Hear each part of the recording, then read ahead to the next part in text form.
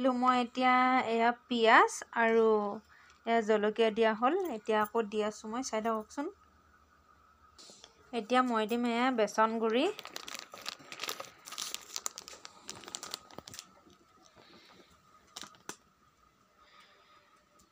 এয়া বেচনৰ গুড়ি দিয়া হ'ল।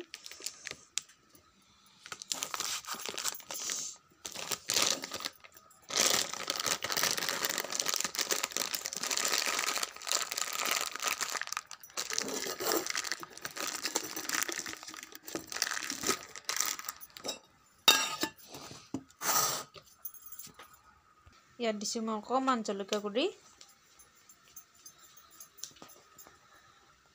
অকণমান গৰম মছলা, অকণমান দিম মই জিৰা গুড়ি,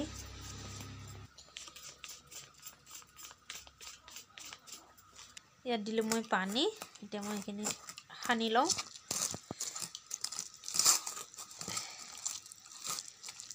ৰঙালাও ফুলখিনি মই কাটি নিদিলোঁ, ডাঙৰ ডাঙৰকৈ দি দিছোঁ এনেকৈ। এয়া তেনেকৈ খাই ভাল লাগিব।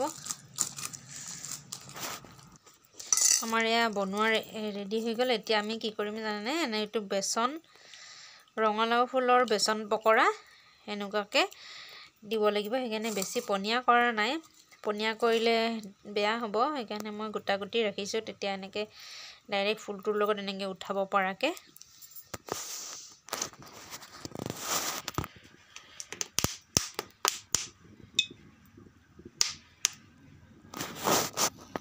ৰিফাইন তেল অনা হোৱা নাছিলে বাবে মিঠাতেলকে দি দিলোঁ। মই ঠাণ্ডাত হাতেৰে চুবলৈ মন যোৱা নাই কাৰণে মই চামুচেৰেই দিছোঁ।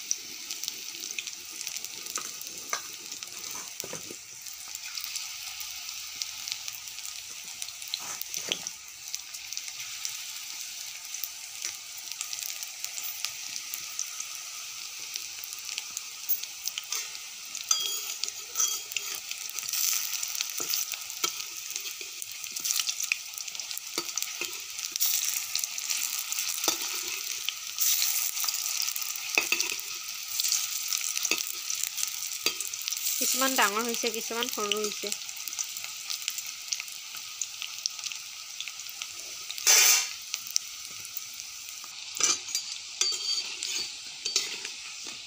হৈ গ'ল আৰু।